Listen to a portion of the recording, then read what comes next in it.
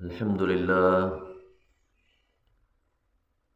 لله نحمده ونستعينه ونستغفره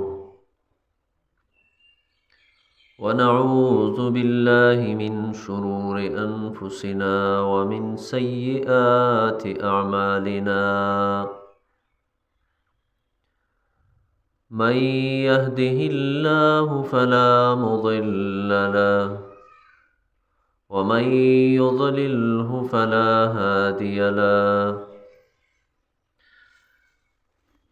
وأشهد أن لا إله إلا الله وحده لا شريك له، وأشهد أن محمدا عبده ورسوله.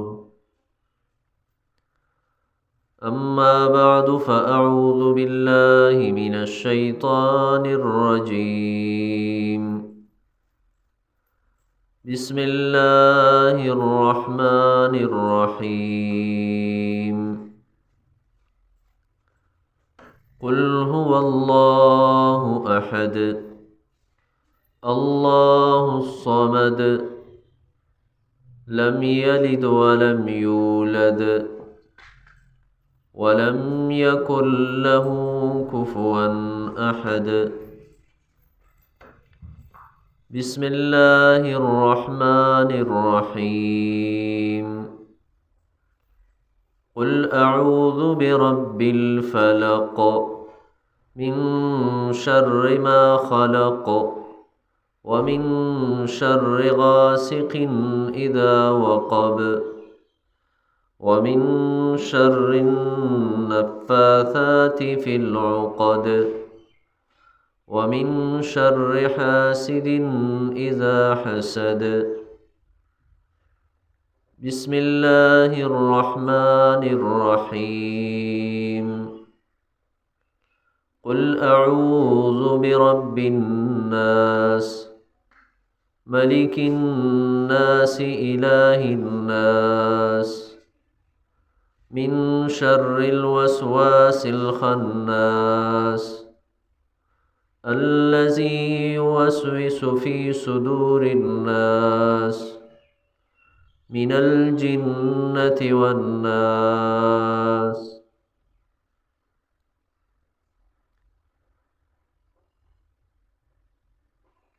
قرآن مجید شده په دې خبره زمونږ د ایمان دی چې دا د الله پاک د طرف نه راغلی کتاب دی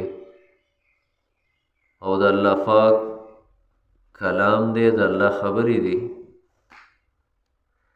او څومره چې یو ذات هغه غټ وي نو د هغه خبرې هم غټې، څومره چې یو ذات عزتمني نو د هغه خبرې هغه هم ډېرې د عزت والی. ځکه د عزت والا خبرې چې دي او درنې خبرې چې نو هغه ډېرې غور سره اورېدل پکار دي. ځکه قرآن مجید چې دی دا ډېر غور سره اورېدل پکار دي. قرآن کې الله پاک دا فرمایلی دی چې وَإِذَا قُرِئَ الْقُرْآنُ فَاسْتَمِعُوا لَهُ وَأَنصِتُوا لَعَلَّكُمْ تُرْحَمُونَ. کله چې قرآن مجید لوستلی کېږي نو دې ته غوږ کېږدئ، دا واورئ، وَأَنصِتُوا او خاموشي اختیار کړئ، لَعَلَّكُمْ تُرْحَمُونَ دې دپاره چې تاسو باندې رحم وکړی شي. که څوک دا غواړي چې په ما دې رحم وشي د الله پاک نو هغه به قرآن مجید غور سره اوري، خاموشۍ سره به اوري. د قرآن مجید چې کوم حقوق دي په موږ او تاسو باندې چې د هغې د تلاوت د زده کولو حق دی، د هغې د ترجمې او د معنا د زده کولو حق دی. د قرآن مجید د راتلو مقصد پیژندل دي نو دا د قرآن مجید معنا او ترجمه چې ده دا ډیره اهم ده، ځکه د الله په دې خبره باندې شکر د ادا کولو دی چې موږ او تاسو قرآن مجید واورېده، د هغې معنا او ترجمه هم واورېده او څه نه څه تفسیر هم د هغې واورېده، او په کم نعمت چې د الله پاک شکر ادا شي الله پاک هغه نعمت زیاتی وي. چې کله موږ او تاسو په دې لږ غونته عمل باندې د الله شکر ادا کو، الله پاک به موږ ته د قرآن علم را نصیب کړي او دې کې به برکت او زیاتوالی واچوي. د قرآن مجید د آخري سورتونه چې دي چې په هغې کې سوره اخلاص دی او سوره فلق دی او سوره الناس دی، دا د قرآن مجید په دې ترتیب کې آخري سورتونه دي او دا هغه سورتونه دي چې دا د انسان عقیده په الله باندې جوړوي، د الله په توحید او په یووالي باندې د دې بنده عقیده جوړوي. خاص طور سوره اخلاص، سوره اخلاص ته عام طور موږ او تاسو عام خلق قل هو وایو، نو دا سوره اخلاص چې دی او قل هو دا د الله د توحید غټ صورت دی، الفاظ یې کم دي خو جامع صورت دی، معنا او مقصد پکې زیات پروت دی. د دې صورت مقصد هم دا دی چې الله یو دی، ځکه دې ته سوره اخلاص وایي او د اخلاص معنی دا ده چې الله په ذات او په صفاتو کې یو وګڼي او خالص یو وګڼي، چې د دنیا ټولې خبرې دا د الله پاک په لاس کې دي، خیر او شر د الله په لاس کې دی، فایده او نقصان دا د الله په لاس کې دي، عزت او ذلت دا د الله په لاس کې دي، او د انسان تربیت او د رزق دا ټول د الله په لاس کې دي. د الله نه سوا که هر څوک دی خو د هغه دا طاقت نشته دی چې چاله د ذلت ورکړي او څوک دی عزتمن کړي او څوک دی مالدار کړي او څوک دی غریب کړي او څوک دی صحتمند جوړ کړي او څوک دی بیمار کړي. د الله نه سوا بل څوک داسې نشته دی. په دې خبره باندې کلکه عقیده او ایمان پکار دی. او دغه تاسو په قرآن مجید کې بار بار دا خبره واورېده، ځکه سوره اخلاص چې دی دا مکی صورت دی او د دې د نازلېدو سبب دا و چې مشرکینو نبی کریم صلی الله علیه وسلم ته دا یو خبره وکړه او دا سوال یې پرې وکړه چې انسب لنا ربک، موږ ته د خپل رب نسب بیان که چې ستا رب چې دی دا د کم نسب دی. او یو روایت کې داسې راغلی دی چې یهودو دا سوال کړی و د نبی کریم صلی الله علیه وسلم نه چې هغوی ته دا ویلي چې انسب لنا ربک، موږ ته د خپل رب نسب بیان که. او یو روایت کې سره داسې دي چې د دې سره یې دا تپوس هم کړی و چې موږ ته د دې خبرې بیان وکړه چې ستا دا رب چې دی دا د څه شي نه جوړ دی، د سپینو زرو نه جوړ دی او که د سرو زرو نه جوړ دی او که د فیتلو نه جوړ دی. د دې خبرې وضاحت موږ ته وکړه، ځکه د هغوی په ذهنونو کې بت پرستي وه. نو د هغوی دا سوچ و چې څنګه دا زموږ بوتان دي چې څه د خټو نه جوړ دي او څه د سرو سپینو نه جوړ دي، دغه رنګې به ستا دا رب هم داسې جوړي. نو الله رب العالمین دا صورت راولېږه د دوی په دې سوال باندې او دې صورت کې ورته فرمایل چې زما رب چې دی هغه د څه نه جوړ نه دی او زما رب چې دی د هغه نسب نشته دی ځکه نه مور پلار شته او نه اولاد شته او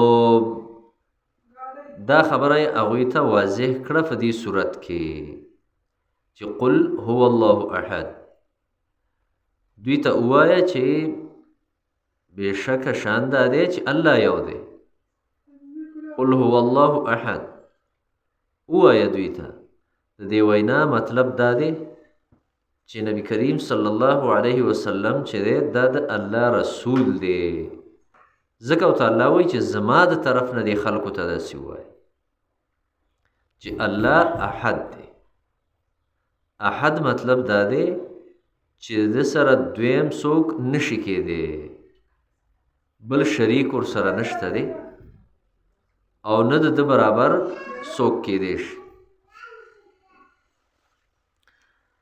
ځکه دا صورت چې دی سوره اخلاص د دې ډېر زیات فضایل راغلي دي د دې د ویلو او د دې د لوستلو نبی کریم صلی الله علیه وسلم یو موقع باندې فرمایل چې تاسو کې یو سړی د دې نه ولې کمزوری کېږي چې دی په ورځ کې ثلث القرآن ولولي یعنې درېیمه حصه د قرآن ولولي مطلب لس سپارې ولولي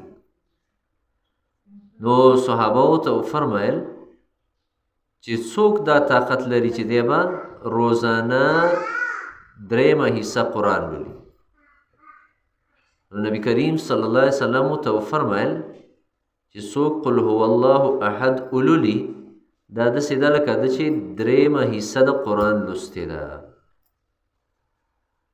ځکه انها لتعدل ثلث القرآن دا صورت چې دی دا د درېیمې حصې د قرآن برابر دی او یو حدیث کې دا راغلی دی چې نبی کریم صلی الله علیه وسلم فرمایل چې لکل شیء نسبه د هر یو څیز یو نسبتي او قل هو الله احد چې دی دا د الله نسبت دی یعنې دا الله یې پکې بیان کړی چې الله څنګه ذات دی او یو ځلې نبی کریم صلی الله علیه وسلم څه کسان ولیږل او هغه کسان هغوی باندې یو امیر جوړ کړ نو کله چې دوی لاړه نو هغه امیر د دوی چې و کمانډر هغه چې به کله دوی لمونځ ورکو نو خامخا به په هر رکعت کې دا صورت لوسته او ورسره به بل صورت هم ولوسته هغه کسانو په ده باندې اعتراض وکړ سوال یې پرې وکړ او دا یې ورته وویلې چې یا دا صورت لوله یا بل لوله خو دا دوه ولې لولې کله چې دوی راله نبی کریم صلی الله علیه وسلم ته هغوی د دې خبرې شکایت وکړ دی نبی کریم صلی الله علیه وسلم راوغوښته دا صحابي او ته یې وفرمیل چې ته ولې داسې عمل کې چې دا صورت خامخا لولې په هر رکعت کې نو هغه ته وفرمیل چې دا د دې د وجې نه لولمه چې زما د دې صورت سره محبت دی دا صورت زما ډېر خوښ دی قل هو الله احد نو نبی کریم صلی الله علیه وسلم ته فرمایل چې الله اخبروه ان الله تعالی یحبه دا سړی په دې خبر کوي چې ستا سره د الله محبت دی یعنې چې ستا د دې صورت سره محبت دی نو تا سره د الله محبت دی نو د دې صورت په ویلو باندې د الله محبت انسان ته حاصلېږي او یو روایت کې ورته داسې وفرمیل چې ده کله دا وویل چې زما د دې صورت سره محبت دی نو نبی کریم صلی الله علیه وسلم ورته وفرمیل چې حبک ایاه ادخلک الجنه د دې صورت سره دا محبت چې دی دې ته جنت کې داخل کړی یعنې دا صورت چې څوک لولي دا به جنت کې داخلېږي ځکه دا صورت چې دی دا به نبی کریم صلی الله علیه وسلم بار بار به یې لوسته هر فرض منځ نفس ما نبی کریم صلی الله علیه وسلم دا صورت او د آخري 2 سورتونه او آیت الکرسی دا به لوستل هر فرض منځ نفس. او دا یې فرمایلی دي چې څوک د هر فرض منځ نفس دا 3 واړه سورتونه او آیت الکرسی لولي نو الله پاک به د هر طرف نه د کافی کیږي، د حفاظت وکړي الله پاک د هر شر نه او د هر بلا او مصیبت نه به الله پاک دې ساتي. او یو حدیث کې دا هم راغلی دی چې نبی کریم صلی الله علیه وسلم به دا صورت او د آخري 2 سورتونه او آیت الکرسی دا به نبی کریم صلی الله علیه وسلم د اوده کېدو نه مخکې لوستل او په خپلو لاسو باندې به دم واچو د دې سورتونه او هغه لاسونه یې په خپل ټول بدن باندې کوم ځای پورې بیا لاس رسېدی شو هغه لاسونه یې په ټول بدن راښکل. او یو صحابي ته عقبه رضی الله تعالی عنه هغه ته نبی کریم صلی الله علیه وسلم دا ویلیو چې دا صورت او د آخري 2 سورتونه یعنی دا 3 سورتونه خامخا لوله هر فرض منفس هم او د اوده کېدو نه مخکې هم نو الله پاک به ستا حفاظت کوي. ځکه یو روایت کې راځي چې عقبه بن عامر رضی الله عنه فرمایي زه د رسول الله صلی الله علیه وسلم سره یو ځل مخامخ شوم ملاقات مې ورسره وشو نو نبی کریم صلی الله علیه وسلم زما لاس ونیو نو ما ته فرمایل یا رسول الله بما نجات المؤمن د مؤمن نجات سکه دی. نو نبی کریم صلی الله علیه وسلم فرمایل یا عقبه اخرس لسانک اے عقبه بن عامر خپل جبه حفاظت کی ساته یعنی خپل جبه باندې غیبتونه او بد خبرې او تهمتونه او دروغ دا خبرې په خپل جبه مکوا یعنی د جبه حفاظت کوا. ولیسعک بیتو او بل دا دی چې خپل کور کې زیات وخت تیروا ځکه که بهر وځې نو هسې نه فتنو کې مبتلا نشي. وابکي علی خطیئتک او په خپلو ګناهونو باندې جړا کوه په هغې جاړه الله ته توبه وباسه. دی فرمایي بیا زه ما سره نبي کریم صلی الله علیه وسلم مخامخ شو نو بیا یې زما لاس بله مخه باندې ونیو او ویې فرمایل عقبه بن عامر زه تا ته یو د خیر 3 سورتونه ښیمه چې هغه تورات انجیل او زبور او قرآن ټولو کې دي او هغه دا دي چې قل هو الله احد قل اعوذ برب الفلق قل اعوذ برب الناس. وی راته وفرمایل چې عقبه لا تنسهن ولا تبت لیلة حتى تقرأهن ای عقبه دا سورتونه مه هېروه او کله چې ته اوده کېږې نو دا خامخا لوله. نو عقبه رضی الله عنه فرمایي چې د هغې ورځې نه را په دې خوا ما نه چېرته دا سورتونه هېر شوي نه دي او زه خامخا دا سورتونه دا لولمه د اوده کېدو نه مخکې چې 3 ځلې دا سورتونه ویل پکار دي. قل هو الله احد 3 ځل قل اعوذ برب الفلق 3 ځل قل اعوذ برب الناس 3 ځل او بیا لاسو کې اوفو کې او لاس خپل بدن باندې اومږي او راکاږي او آیت الکرسی سره یو ځل ده د اوده کېدو نه مخکې. داسې د هر فرض منفس یو ځل آیت الکرسی او یو ځلې دا سورتونه صرف د ماښام د فرض نفس او د سحر د فرض نفس دا سورتونه چې دي دا 3 ځل ویل پکار دي. نو دې صورت ډېر زیات فضایل حدیثو کې راغلي دي او یو ځلې نور راوخاته نو هغه نور چې و هغه داسې تت غونته راوخاته نو نبی کریم صلی الله علیه وسلم جبریل علیه السلام نه تپوس وکړه چې دا نور ولې داسې تت راوخاته او رڼا یې ډېره نشته دی. نو هغه ته وفرمیل چې معاویه بن معاویه اللیثي رضی الله تعالی عنه هغه نن په مدینه کې هغه وفاتګي شوی ده هغه وفات شوی دی مړ دی. نو الله پاک 80,000 ملائک د هغه د جنازې دپاره رالیږلي د هغه دعا دپاره رالیږلي. نو نبی کریم صلی الله علیه وسلم ورته وفرمیل ای جبریل دله یې دا فضیلت ولې ورکړی چې 80,000 فرشتې د هغه د جنازې دپاره رالیږلي. نو جبریل علیه السلام ورته وفرمیل كان يكثر قراءة قل هو الله أحد في الليل والنهار وفي ممشاه وقيامه وقعوده. دا صحابي د به قل هو الله احد صورت چې دی دا بې زیات لسته، د شپې به هم لسته، د ورځې به هم لسته، چې روان به هم به لسته، او چې به ولاړو نو هم به لسته، او چې به ناستو نو هم به لسته. نو په دې وجه باندې الله پاک د ده د جنازې دپاره 80,000 ملایک رالیږلي دي. نو دا صورت چې دی دا لوستل پکار دی. دا د الله د توحید صورت دی، د الله د یووالي صورت دی. ځکه الله پاک دې صورت کې دا فرمایي بسم الله الرحمن الرحیم، د الله په نوم باندې چې عام مهربانه او خاص مهربانه دی زه شروع کوم. قل هو الله احد، قل اوایا ای پیغمبره، دا امر دی نبی کریم صلی الله علیه وسلم ته د الله د طرف نه. هو الله چې شان دا دی چې الله پاک، یا شان دا دی چې دغه الله دی، احد چې هغه یو دی، بلکل تنها دی او څوک ورسره شریک نشته دی، نه په ذات کې او نه په صفاتو کې. په ذات او په صفاتو ټولو کې الله پاک یو دی.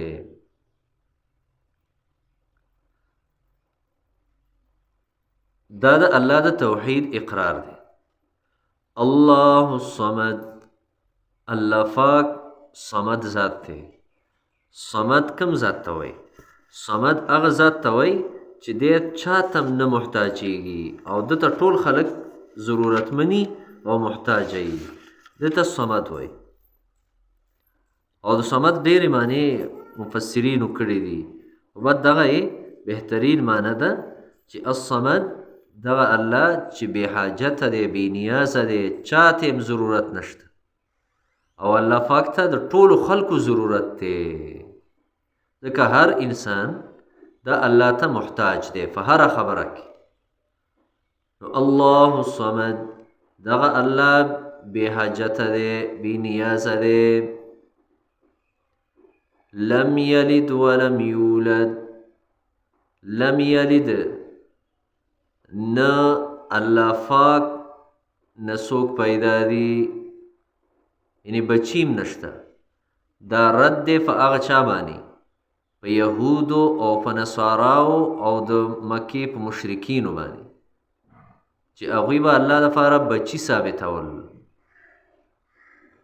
ځکه وقالو اتخذ الله ولدا، لومبۍ سفاره کې دا دي، او ویل به دې مشرکینو چې الله پاک بچي نیولي دي، او دوی به دا نسبت کو چې ملائک چې دي دا د الله بنات دي، د الله لونه دي. نو الله پاک قرآن کې په بل ځای کې په دوی باندې داسې رد کړی دی چې الله پاک خود بچو نه پاک دی. ځکه بیبي نشته دی، نو چې بیبي نشته نو بچي د کم ځای نه را. ولم تکن له صاحبه، د الله بیبي نشته دی. او داسې رد یې پرې وکړ چونکې د عرب مشرکین چې جاهلیت په دور کې دوی به زامن خوښول او لوڼه به نه خوښولې. دا لوڼه پیدا کېدل دا به هغوی یو عار او شرم ګڼه. قرآن کې تاسو ته په دې تفسیر کې په دې ترجمه کې دا خبره تیره شوه. سوره نحل کې الله پاک 14 سپاره کې الله د دوی دا حال بیان کړی دی چې الله فرمایي کله به دوی ته دا زیری چا ورکړه چې لور دې وشوله، نو ظل وجهه مسودا وهو کظیم، مخ به بلکل د غصې نه داسې تور وتښتېد او تور به شو، دا مخ به د غصې نه چې زما لور ولې پیدا شو او زوی مې ولې نه کېده. نو الله ته قرآن کوي چې ګوره ځان له خو په خپله زامن خوښ دي او الله ته د لوڼو نسبت کوي چې ملائک د الله لوڼه دي. الله وایي ساء ما یحکمون، ډېره ناکاره فیصله ده چې دا دوی کوي چې ځان له یو څه خوښوي او بل له بل څه خوښوي. نو لم یلد، د الله نه څوک پیدا نه دي، الله څوک زیږولی نه دي. او عیسیان چې په هغوی باندې رد دی چې هغوی به دا ویل چې عیسی ابن الله، عیسی علیه السلام دا د الله زوی دی. او یهود به ویل عزیر ابن الله، عزیر علیه السلام د الله زوی دی. سوره توبه کې تاسو ته ویلې شوي وقالت اليهود عزير ابن الله وقالت النصارى المسيح ابن الله. یهود بویل عزیر علیہ السلام د الله زوی دی او نصارا او عیسیانو بویل عیسی علیہ السلام د الله زوی دی. الله د دې خبرې رد وکړه چې لم یلد، الله نه څوک فایده نه دی، ولم یولد او نه الله د چا نه فایده دی، یعنی د الله مور پلارم نشته دی، نو نه مور پلار شته او نه اولاد شته، بلکې تنې تنها دی او یوازې دی. ځکه بچو ته خو د انسان ضرورتي او الله پاک ضرورتونه نشته دی چاته، نو ځکه یې اولاد نشته او نه مور او پلار شته. ولم یکن له کفوا احد او نشته دی د الله دپاره کفوا مثل برابر، احد هیڅوک هم، یعنی په مخلوق کې د الله برابر څوک نشي کېدی. قرآن کې الله پاک فرمایلی لیس کمثله شیء، د الله غونته هیڅوک هم نشته په مخلوق کې، ځکه الله پاک زورور دی، مخلوق کمزوری دی. الله پاک غنی ذات دی او مخلوق ټول فقیران. یا ایها الناس انتم الفقراء الى الله والله هو الغنی الحمید. اے ټولو خلکو تاسو ټول په ټوله الله ته فقیران یې او الله غنی دی او ستایلی شوی ذات. ځکه ټول حکومت او بادشاهي د الله په لاس کې ده، نو الله پاک چې کم کارونه کوي یا یې کړي دي او یا به یې کوي، نو دغه شان کارونه مخلوق کې هیڅوک هم نشي کولی. نه څوک په مخلوق کې چاله اولاد ورکولی شي او نه څوک د چا نه اولاد اخیستی شي، دا به الله ورکوي. پیغمبرانو کې، په ملایکو کې او داسې اولیاء کرامو کې، باباګانو او زیارتونو کې هیڅوک یو زیارت هم داسې نشته دی چې هغه د چاله بچي ورکړي، او چې څوک هغه له ورځي او دا یې عقیده یې چې یاره دې له ورځمه چې بچي مې نشته دی، چې بچي مې وشي یا غریب یم چې مالداره شمه او دې دپاره په زیارتونو ګرځي، دا شرک دی. او د شرک د عقیدې سره الله پاک نه مونځ قبلی، نه روجه قبلی او نه حج او عمرې او زکاتونه قبلی.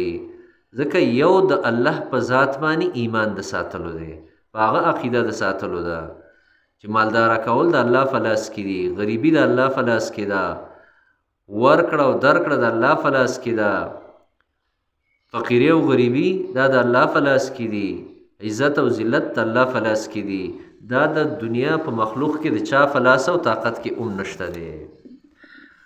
ځکه دا صورت موږ او تاسو خامخا یعنې مانځه کې وایو، اکثر دا پخواني خلک چې دي په مونځ کې هم دا یو صورت صرف زده کړی دی، قل هو الله احد. دا نور هم زده کول پکار دي. هو که چېرته داسې چې نور یو سړي له نه ورځي یا یو زنانه له هغه کې صرف قل هو وایي نو ټیک ده، او دې صورت باندې ځان د پویولو دی چې دا زه په مانځه کې دا کوم صورت ویم نو د دې مطلب څه دی، چې دلته ته په مانځه کې دا وایې چې قل هو الله احد الله الصمد لم یلد ولم یولد ولم یکن له کفوا احد. او بیا چې کله پریشانی بیماری یا سراشي نو بیا د مختلفو باباګانو او د زیارتونو او د پیر او د مورید او د هغې دعوت ورکوي چې یاره پلانکي زیارت له لاړ شه او په زیارتونو وګرځئ او دا وکئ هغه وکئ. دا د شرک خبرې دي، دې نه ځان ساتل پکار دي.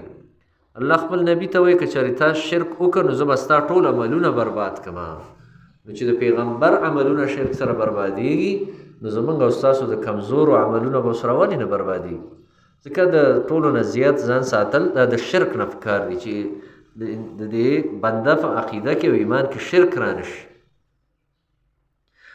او هیڅوک هم د چا من نه کیخې کولی نشي سوا د یو الله نه. یو الله دی چې هغه او د ډاکټر علاج چې دی دا یو سنت دی. بیمار شوي په قرآن باندې په خپله ځان دم که بس.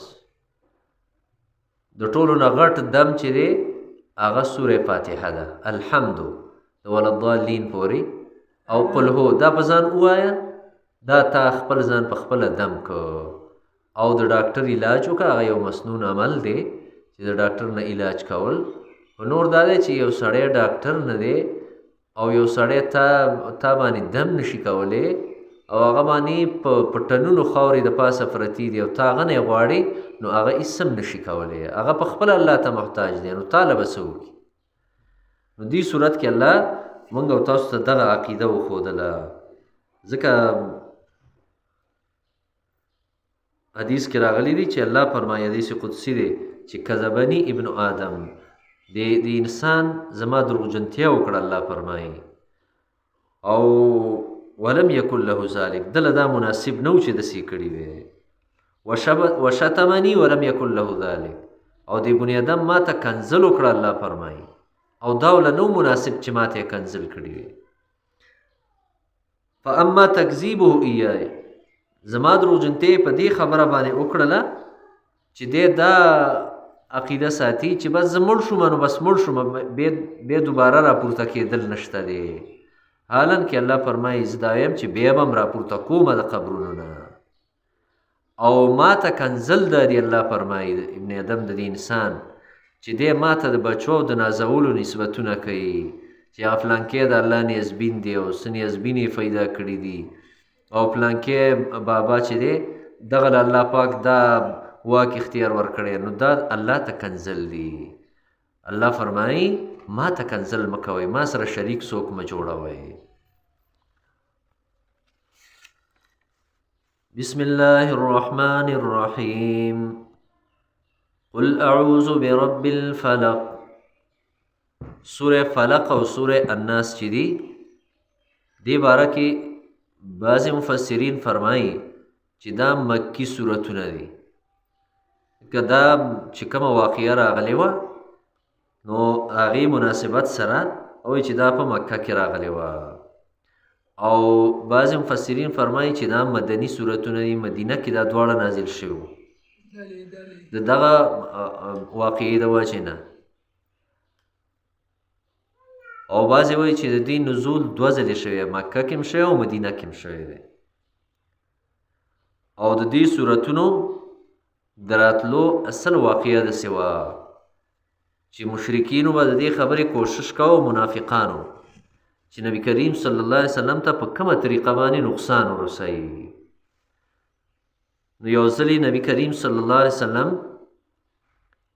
هغه بیمار شو، او نبی کریم صلی الله علیه وسلم فرمایي چې ما باندې داسې چل شوی و چې ما به یو کار کړی و، نو ما به ویل ګنې ما نه دی کړی، او یو کار به مې نه و کړی، ما ویل ګنې دا کار ما کړی دی.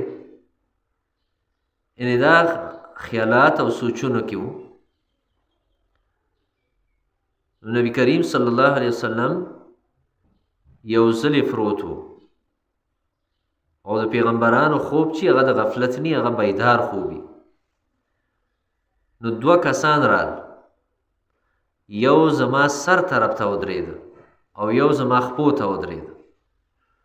نو دی یو دی بل ته ویلې چې دا هغه کس دی چې دا مطبوب دی یا مسحور دی، یعنی د باندې جادو کړی شوی دی، د باندې جادو کړی شوی دی. نو هغه بل ته نه تپوس وکړه چې دا جادو په ده باندې چا کړی دی. نو هغه له جواب دا ورکړه چې ده باندې جادو هغه ولید کړی، چې ولید دا ځان به مسلمان حسابو، خو و منافق لبید ابن اعصم او د یهودو سره د تعلقاتو مشرکینو سره، نو د هغوی په ذریعه به دا کارونه کول. ویل چې دفې کړی دی لبید ابن اعصم، او یو روایت کې راغلی دی چې د لبید ابن اعصم او د ده لوڼه وې هغوی پې کړی و دا جادو. نو دې کسو ته وویلې، دې بل نه یې تپوس وکړه چې دا جادوی په څه شي باندې کړی دی. هغو ته ویلې چې دا جادوی په ویښتو باندې کړی دی، او په هغه ویښتو کې هغې له غوټې ورکړي دي، او د ګمنځې یو څو دغه چې دي د نوکې د ګمنځې دا یې هم پکې ایښي دي. نو هغه ته بیا تپوس وکړه چې دا جادویي ایښی کوم ځای کې دی؟ نو بیا یې ورته وویلې چې دا د بني دغه د بیریز زروان ورته وایي هغې کې ایښي دی. نو کله چې دا ټوله خبرې اترې وشولې، دا یو جبریل علیه السلام او یو میکائیل علیه السلام، دا دواړه الله دوه فرشتې الله را لېږلې وي یا نورې فرشتې وي. نبي کریم صلی الله علیه وسلم یو څو کسان ولېږل هغه کوي ته چې لاړ شئ او دغه کوي د هغې نه دا اوبه را لرې کړئ او لاندې پکې چې کوم ویښته یا څه شی پراته دي نو هغه ترېنه راوالی راویې باسئ. کله دوی لاړ وایي چې موږ د هغه کوي نه اوبه راایستې، نو هغه د کوي اوبه داسې شوې وې لکه د نکریزو اوبه چې څنګه وي، سرې شوې وې بلکل. او بیا هغه څیز راویسته او الله رب العالمین نبی کریم صلی الله علیه وسلم ته د آینده د حفاظت دپاره، د راروان وخت د حفاظت دپاره دا دوه صورتونه راولېږل چې دا دوه صورتونه ته وایه، نو بیا به تا باندې جادو یا نظر یا بل څه نقصان دا به تا ته نشي رسېدی، هغه ته نقصان نشي رسولی. نو دا دواړه صورتونه دا د جادو نه او د بد نظر نه د دې ټولو خبرو نه د حفاظت صورتونه دي. دا ځکه دا صورتونه به نبي کریم صلی الله علیه وسلم پخپله ویل او موږ او تاسو ته یې دا ویلي چې دا د وده کېدو نه مخکې م وایې او هر فرض مونځ نه پسې م وایې، د ورځې په شروع کې م وایې او د شپې په شروع کې م وایې. نو ورځ به هم ستاسو په حفاظت کې او شپه به هم ستاسو په حفاظت کې، او په دې خبره باندې یقین وکئ تاسو. اکثر یعنې دا جادو چې او دا کوډې او منترې او دا په دې باندې زیاته عقیده د دې ښځو وي، د دې ښځو پې زیاته عقیده وي. نو په دې ځان پوه کئ چې الله یو علاج ښودلی دی، الله علاج ښودلی، نو د الله نه بره علاج د بل چا دی چې هغه به ستا علاج وکړي د جادو. او د الله علاج دغه اسان علاج دی، آیت الکرسی او قل هو الله احد او قل اعوذ برب الفلق قل اعوذ دا وایې بس. بیا به جادو که څوک یې ومکي نو اثر ویني، اول یې کولی نشي او که ویم کي نو د هغې اثر به ویني، په تا باندې اثر نشي کولی. خو زموږ د الله په خبره باندې عقیده او ایمان نشته دی، په هغه جادوګر باندې ایمان دی، په هغه جادوګر باندې یقین دی چې یاره بس دغلته هغه جادو او دغه کوي او دا هماغه خلک دي چې یولی یې کوي او بل ته وایي په تا باندې شوی دی. ټول چلول دی د دنیا د ګټلو یو ذریعه ده او یو طریقه ده. او شیطان چې دی هغه خلکو ته دا خبرې ښیي، خلکو ته دا ځایونه ښیي، وایي فلانکي ځای کې دی او بس هغه له ورشه، نو هغه ولاسې کرښې مرخې په کاغذ باندې راکاږي او وایي زه بس او چا خو د باندې کړي دي، د باندې کړي دي چا، او کله ورته ووایي یاره خپلو کې دې څوک دی داسې چې په تا باندې دا دغه کړی دی، نو بې اتفاقي مور پکې پیدا کړي، کور کې دننه جنګ جګړې مور له پیدا کړي. دا کارونه ټول شیطان کوي، دا شیطان کوي. نو ځکه د دې خبرو پسې ډېر غوږ سترګه وړل نه دي پکار. څومره چې په دې خبرو پسې سړی ګرځي چې یاره چا را باندې جادوني کړی، چا جادو کړی دی، چا را باندې کوډې کړي، چا را باندې تعویضونه کړي، هغومره به د ده ټول ژوند چې دی دا په وهمونو کې تېرېږي او سوچونو کې به تېرېږي. دی به ورځ په ورځ باندې بیماریږي، کمزوری کېږي به، ختمیږي به، ځکه د هغه وهم او سوچ دغه ته دا جادویي نه کمزوری کوي، دا وهم دا سوچ د جادو چې دی دا یې کمزوری کوي او دا یې ختموي. ځکه علاج یې الله ښودلی دی، همدا علاج کوئ ټول چې وده کېدو نه مخکې دا صورتونه آیت الکرسي وایې او د هر مونځ نه پسې وایې. یو جادو، بد نظر وغیره دا په تاسو اثر به نشي کولی، دا د الله علاج دی بس. او دا څوک هم چاته د غیبو خبره نشي کولی چې تا باندې چا کړی خو پلانکي ځای کې پروت دی. دا ټول چلول دی، یا دا دی چې پاسې یو کس کېنولی یا یو پیری د ځان تابع کړی، هغه ته یې ویلي چې کله دا دغه راشي نو ته به هغه تعویض راوغورځوې، یعنې وایي دغه دی راوغورځوه، دغه دی راوړو. دا ټول دروغ دي، دا د لاسو صفایي ده او دې ته نظربندي وایي، ستا نظر بند کړي هغه جادوګر، نو ته یې ګنې او دغه دې راوړو که نه بس. نو د دې خبرو نه ځان ساتئ. دا څومره د میډیا والا اوس به دې کسانو پسې ګرځي او دغه شان کسان ګوري چې دا کم دا کوډ او منتر او جادوګرۍ او دا شیزونه کوي، نو هغوی له خپل مونځ نه ورځي، خپل مونځو له نه ورځي. او بیا دا دی چې هغه په خپله باندې د غریبۍ او د فقر نه مړي، د خلکو 10 او 20 او 100 روپو ته ناسي، نو خلک هغه له ورځي وایي یاره داسې دغه لاره وکړه چې زه که نه مالداره شم او زه داسې شم. هغې ځان له ولې نه کوي، ځان له یې ولې نه کوي چې ښه مالداره شي.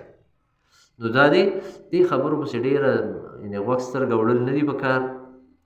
او دا جادو چې دی، جادو د دې اثر شته دی، اثر پکې الله پاک پیدا کوي، خو الله یې علاج هم ښودلی دی او علاج یې دغه صورتونه دي چې الله خپل نبي له دا صورتونه ورکړي وو. الله فرمایي دې صورتونو کې قل ورته ووایه ای پیغمبره دوی ته اعوذ زه فناه غواړم برب الفلق پر رب د سبا باندې. فلق د سبا راختلو ته وایي.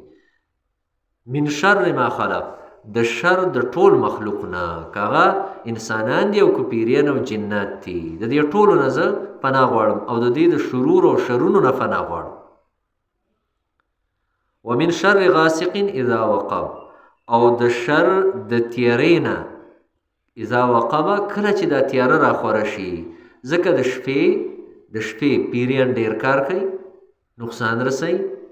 جادوګر چې دی هغه د شپې ټول کارونه کوي، نو د دې د وجې نه د شپې خاص خصوصیت دی. ځکه الله دا سره وفرمایلو من شر غاسق اذا وقب، او د شر د شپې نه د تیارې نه کله چې دا تیاره راخوره کړي. ځکه نبي کریم صلی الله علیه وسلم فرمایلي کله چې ماښام شي او نور پرېوځي، نو تاسو خپل بچي ماشومان بچي هغه د کور نه بهر مه پرېږدئ، ځکه دغه وخت کې پیریان راوځي، نو هسې نه ستاسو دې بچو ته نقصان ونه رسوي. نو خپل بچي د ماښام نه پس بس کور ته دننه کول پکار دي، بهر یې ګرځول دا نه دي پکار. ومن شر النفاثات فی العقد او د شر د پوکي کوونکو نه فی العقد چې هغه پوکي کوي په غوټو کې، تارونو له غوټې ورکوي په دې طریقه باندې جادو کوي، ایختو له غوټې ورکوي دغه بني ادم په دې طریقه باندې جادو کوي، او په ادیرو کې خپل جادوګرۍ کوي، او په ونو کې او په دې څیزونو کې یعنې دا جادوګرۍ کوي. د دې ټولو نه پناه غوښتل پکار دي. ومن شر حاسد اذا حسد او د شر د کینه کوونکو نه اذا حسد کله چې د کینه کې راشي. ځکه حسد او کینه چې دا انسان دې ته رسوي چې بیا دې جادو هم کوي او چې چا سره کینی هغه ته هر قسمه نقصان دی رسوي، بیا دا کوشش کوي چې هغه ته زه نقصان ورسوم. نو کینه دا ډېر ناکار عمل دی، دې نه ځان ساتل پکار دی. او دې نه دا معلومیږي چې دا په غاړو کې دا تارونه بعضې خلک اچوي، ایته څه وایي بندونه ورته وایي. دا بندونه دې لاسو کې ځینو خلکو تارونه اچولي یا یې غاړه کې اچولي، وایي دا لاله پلانکي باچا صاحب دم کړی دی او دا لاله پلانکي صاحب دم کړی دی. او دا د دې څیزونو نه ځان ساتئ. نبي کریم صلی الله علیه وسلم فرمایلی دی دې ته تیواله وایي، تیواله په حدیثو کې نبي کریم صلی الله علیه وسلم فرمایي دا شرک دی، تیواله شرکن، دا شرک دی. او نبی کریم صلی الله علیه وسلم فرمایي من علق تمیمتا چا چې ځان ته تار یا بل څیز را ځوړن که غاړه کې واچو، نو نبی کریم صلی الله علیه وسلم فرمایي دی به دغه تار ته وسپارلی شي، یعنې د الله حفاظت به د ده نه اوچت شي. بیا به الله حفاظت نه کوي، الله وایي زه بس په تار د عقیده ده، نو دغه تار ته مې حواله کړې. بس یو ځل یې عبدالله بن مسعود رضی الله تعالی عنه چې یو غټ صحابي دی او عالم صحابي و ده، نو دی یو ځل کور ته راغی. نو چې کور ته کله راغی چې ویې کتل خپلې ښځې ته یې وکاته، نو د هغه ښځې په دې غاړه کې دغه یو تار و. نو هغې ترې راونیو، ویلې دا څه دي؟ ویل دا دلته هغه فلانکۍ ښځه راغلې وه، هغې لاله دم که نو ما دې غاړه کې واچو. هغه تار تېنه عبدالله بن مسعود رضی الله عنه په دومره زور باندې راښکه او ترې ویشلو چې بلکل د هغې هغه مری د کټ کېدو ته نږدې شوله. او بیا ورته وفرمیل ښه عبدالله ابن مسعود او صحابه کرام ژوندي دي او تاسو شرک شروع کړ ځکه د دې څیزونو نه ځان د ساتلو دی. دا تارونه مارونه غاړو کې اچول یا ماشومانو ته اچول یا په دې لاسو کې اچول دا مه کوئ، دا شرک دی. د دې به د قیامت په ورځ الله تاسو نه تپوس کوي او د دې سره الله پاک یو عمل هم نه قبلوي او د الله حفاظت نه به تاسو وځئ. بیا ځکه عرب چې دي، عرب ملکونه، هغوی بالکل دا تارونه مارونه ته نه پرېږدي، په ایرپورټ کې یې درنه لرې کوي بس. او هغوی دا وایي دا شرک دی. ولې شرک کې؟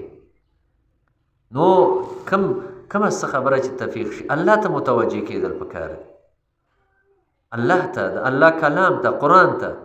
قرآن کې شفا ده د هرې خبرې. قرآن کې بس د قرآن هر ځای چې دي ووایه بس شفا ده. او الحمد خو تاسو ټولو له درځي، بس دا وایه او دا صورتونه وایه او ځان پې دمه وایي. یا دا دی چې که ځان نه دموي، مثال یو مسلمان بلو ته ښه ښکاري غله دې ورشي خو چې دمې کړي، دا نور څیزونه نشته دی. او دا باتۍ ماتۍ او پلان او دا او هغه دا قیسې دي، دا ټول یې ختمول پکار دي. دې خلک په وهمونو کې اچولي دي او په شرکونو کې اچولي دي. نو الله ځکه دا فرمایي من شر حاسد اذا حسد، د شر د کینه کوونکو نه کله چې دا په کینه کې راشي. او کینه چې ده که نه دا د انسان عمل خوري.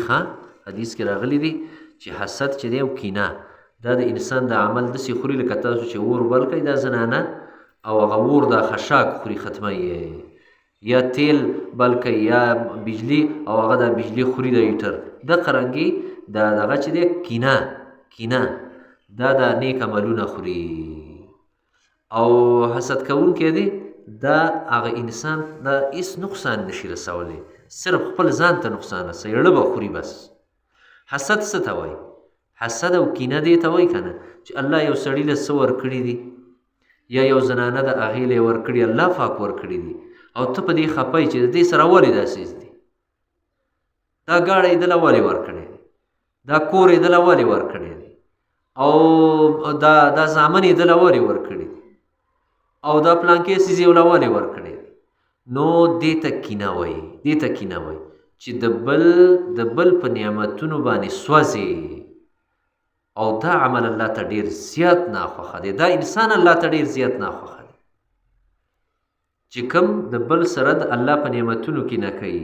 ځکه علماو لیکلي دي چې دا بنده دا کینه کوونکی اصل کې د دې کس سره دشمني نه کوي، بلکې دا دشمني د الله سره کوي چې یا الله تا دله دا ولې ورکړی، دا الله سره دشمني کوي، دا الله نه ګیله کوي، هغه له الله ورکړی.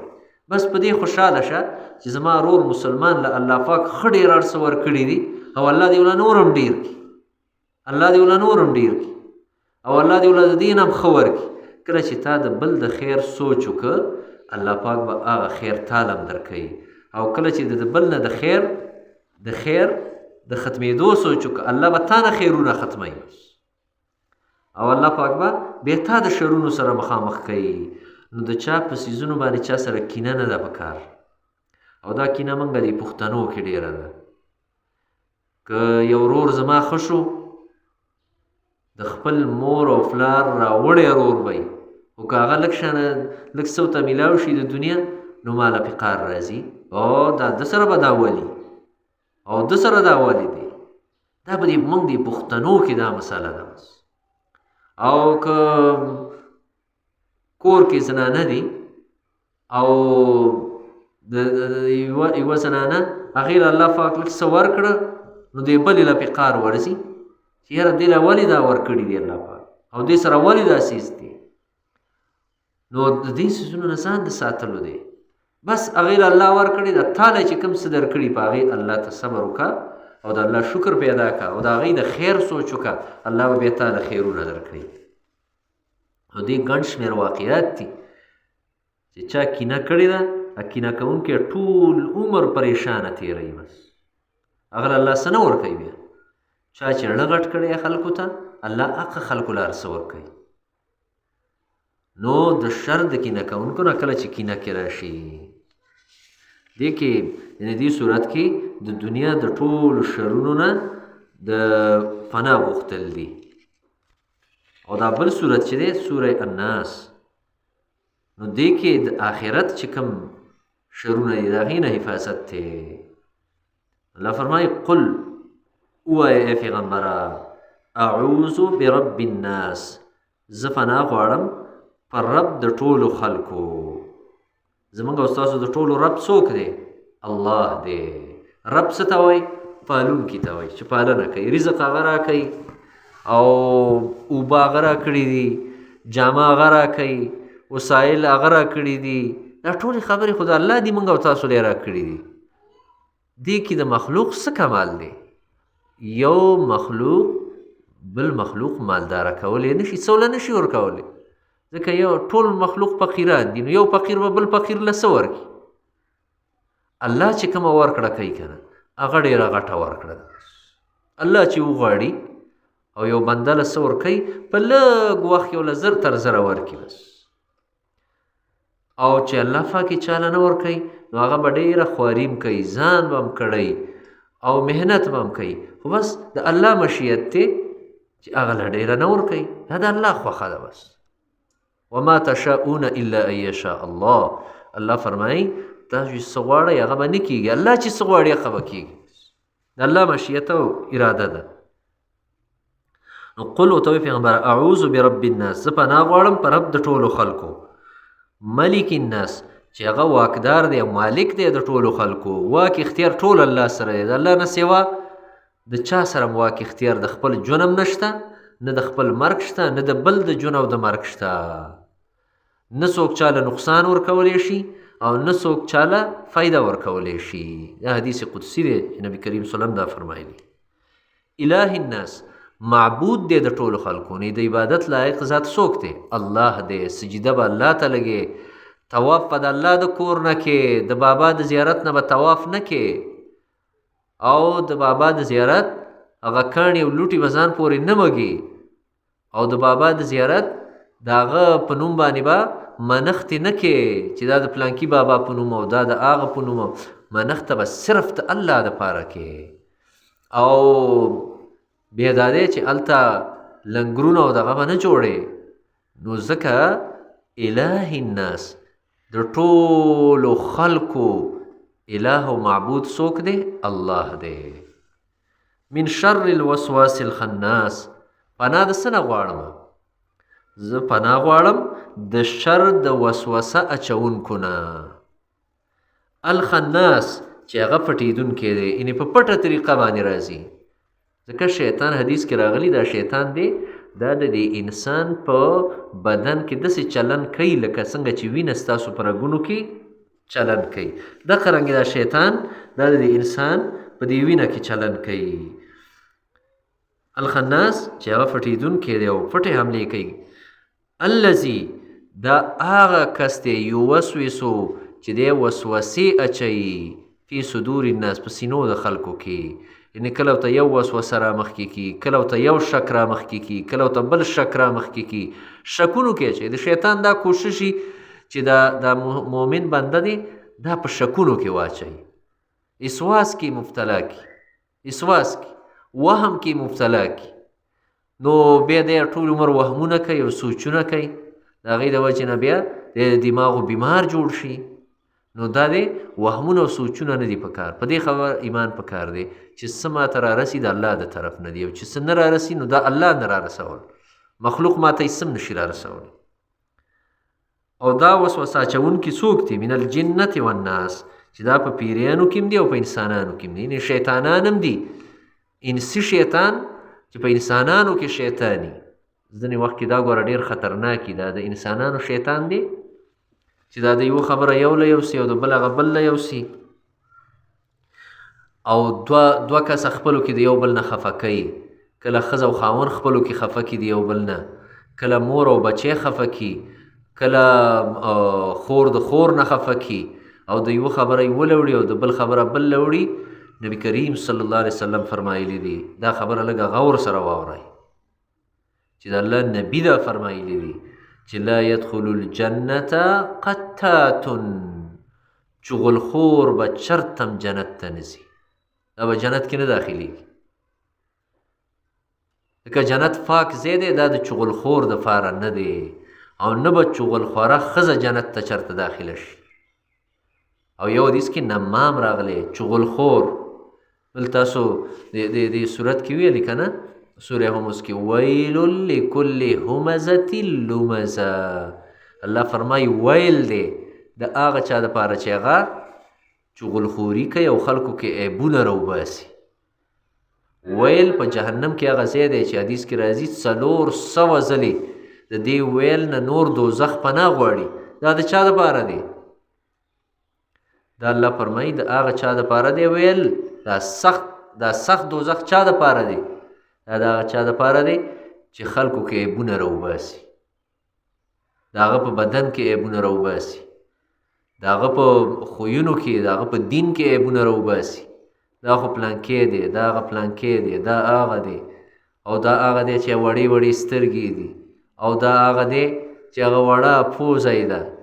اکثر دا ښځې دا قیسې کوي چې مې ولیدله خو بس ډېره داسې که نه بدرنګه وه، او دا پوزې هم داسې تلې وه، او دا یو غوږ یې لنډ و او بل یې اوږد و، غټ غټ غوږ. دا ټول د هغه عیبونه دي. داسې زنانه او داسې نارینه به په کوم ځای کې؟ په ویل کې به یې. دا سخت دوزخ دی. د دې خبرو نه ځان ساته. یو ځل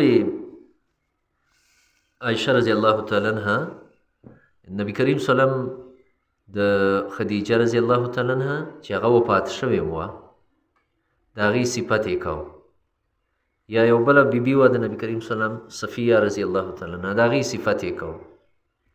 نو دا چې کله دې واورېده چې دا خو د هغې صفت کوي، نو ورته یې وفرمیل یا رسول الله هغه دومره هغه لنډۍ ښځه ښې، ته د هغه دومره هغه لنډې چې لنډه ونې وه د هغې دومره صفت کې.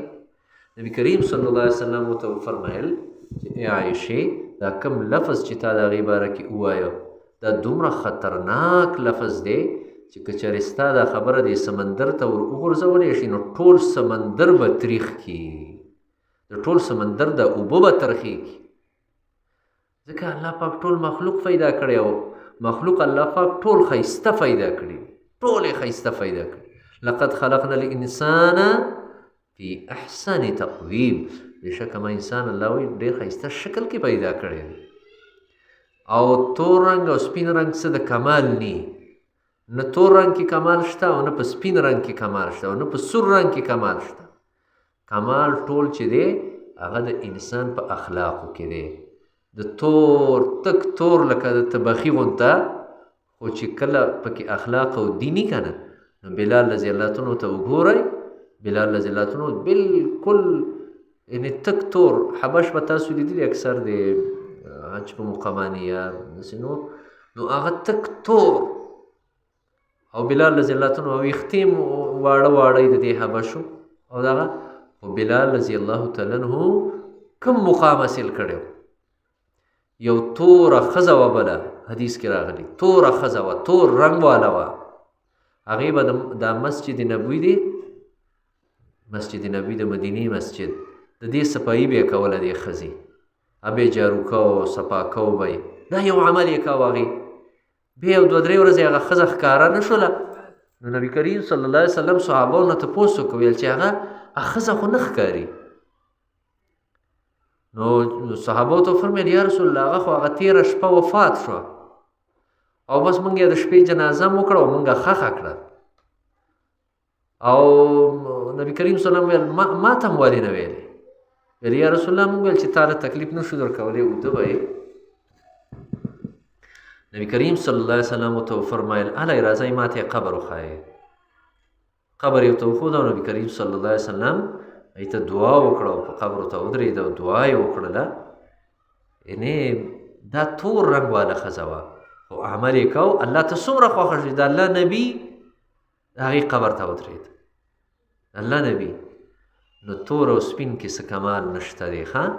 کمال په اخلاقو کې دی، کمال د الله په دین کې دی، کمال چې دی هغه د مخلوق د حقوقو په ادا کولو کې دی.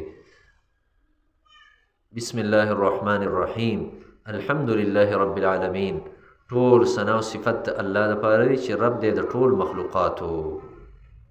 الرحمن الرحیم چې عام مهربان او خاص مهربان دی. مالک یوم الدین مالک دی د ورځې د قیامت. ایاک نعبد خاص تا دپاره موږ بندګي کوو یا الله، و ایاک نستعین او خاص تا نه موږ مدد غواړو.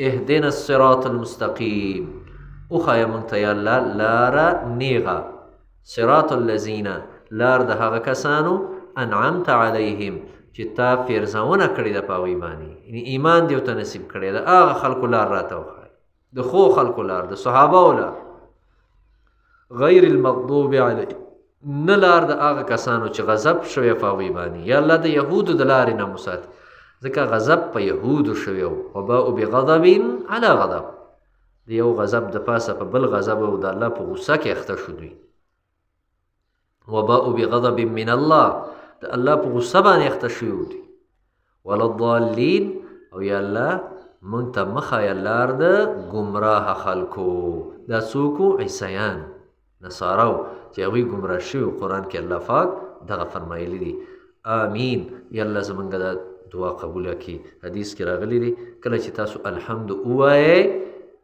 که په تلاوت کې وایي که په مونځ کې نور پسې امین وایي ځکه دې ټیم کې ملائک امین وایي او د چا امین چې د ملائکو د امین سره یو ځای شو نو غفر له ما تقدم من ذنبه دته به هغه ګناهونه وبخلی شي کوم چې د مخکې کړي دي الله پاک دې موږ او تاسو په قرآن باندې پوه کړي د چونکې دا مجلس د ښځو دی نو یو څو خبرې دا کومه چې د ښځې په معاشره کې ګوره ډېر لوی اهمیت دی ځکه چې ښځه چې ده دا د دې انسان د وجود ذریعه ده که الله پاک د آدم علیه السلام دپاره حوا علیه السلام نه وی پیدا کړې نو دا مخلوق به نه وی دا انسانان به نه وی ځکه د ښځې ډېر لوی اهمیت دی ښځه هر ځای عزتمنده ده که دا ښځه دا ستا مور شي نو الله ویلي چې د مور قدر وکړئ که دا ښځه ستا ښځه ده نو د ښځې خپل حقوق دي الله ویلي هغه ادا کړئ او تاسو نه بهتر نبی کریم صلی الله علیه وسلم فرمایي تاسو کې بهتر هغه سړی دی چې کوم د خپل اهل دپاره د خپل کور واله دپاره بهتري او نبی کریم صلی الله علیه وسلم فرمایل زه د خپلو بیبیانو دپاره تاسو ټولو کې بهتر یم او که دا ښځه ستا لور ده نو هغه د شفقت لایق ده هغه د عزت لایق ده که دا ستاین ګور ده نو هغه هم د شفقت او د عزت لایق ده ځکه دا چې ستاین ګور شو نو دا ستا بچی شو ځکه دا ستا د بچي ښځه ده ستا بچي ته ناسته ده او که دا ښځه ستا ورندار ده ستا ترور ده نو هغه د عزت قرآن کې الله دا ټولې بیان کړي د دې حده پورې چې قرآن کې نبی کریم صلی الله علیه وسلم دا فرمایي نبی کریم صلی الله علیه وسلم فرمایلی چې الخالة بمنزلة الام خاله چې کنه خاله د مور خور ته وایي نو د مور خور نبی کریم صلی الله علیه وسلم فرمایي داسې ده لکه مور یعنې د هغې شفقت هغه زیات دی نو د مور د خور ډېر قدر پکار دی د پلار د خویندو ډېر قدر پکار دی هغې ته عامه وایي د پلار خور ته نو دا دی چې د ښځې ډېر لوی اهمیت دی په دې معاشره کې او د ښځو له یو څو خبرې پکار دي یو خبره خو دا ده چې د ښځو دپاره د ټولو نه غټه خبره چې ده هغه پرده ستر ځکه نن سبا فتنې ډېرې زیاتې دي او نن سبا یعنې داسې دور راغی چې ښځې سرتور سر کړي داسې دور راغی چې د ښځو نه پرده ختمه کړه داسې دور راغی چې برقه یې ختمه کړه او داسې دور راغی چې د رور او د خور تمیز یې ختم کړ نو په دې معاشره کې زنانه چې د دې له اهم کردار د ادا کولو دی اهم کردار چې زنانه ده د دې لپاره د ټولو نه لوی عمل څه دی لوی عمل چې دا به په جنت ته ځي هغه څه دی هغه پرده ده ځکه د کمې زنانه چې یو ویښته م ښکاره شي په دې زنانه د الله لعنت دی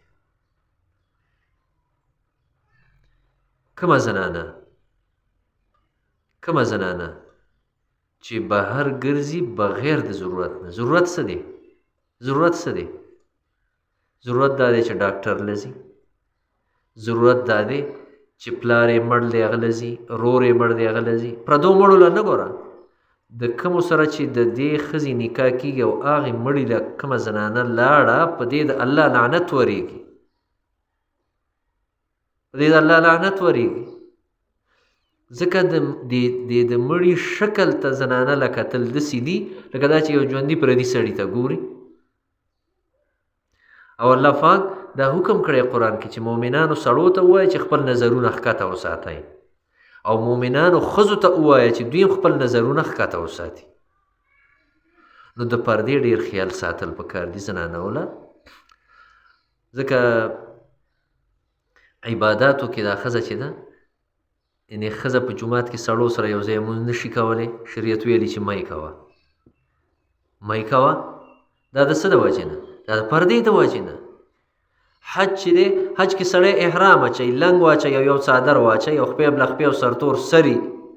خو ښځې ته وایي چې ته کله حج او عمرې له ځې نو ته به احرام نه اچوې، ته به غټې غټې جامې واچوې، دغه ستا احرام دی. او نه به سر ښکاره کې او نه به خپې بلخپې، دغه ستا احرام دی. او چې مونځ کې نو مونځ به دننه په خپله یو کوټه کې کې دننه ځای کې به یې کې چې هغلته تا څوک نه ویني.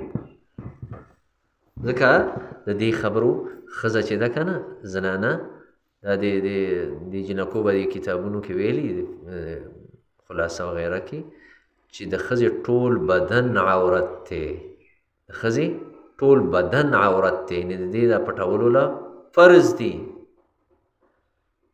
فرض دی وله. صرف دا د لاسو دا تلی چې دا د هغې ضرورت دی، او یا د خپو دا تلی چې دا د هغې ضرورت دی، نور ټول بدن به زنانه پټ ساتي. او پرده ښځې له د چا نه پکار ده؟ د پردو سړو نه که د خپلو نه؟ نو د ټولو نه زیاته پرده وله د خپلو نه پکار ده، د خپلو نه.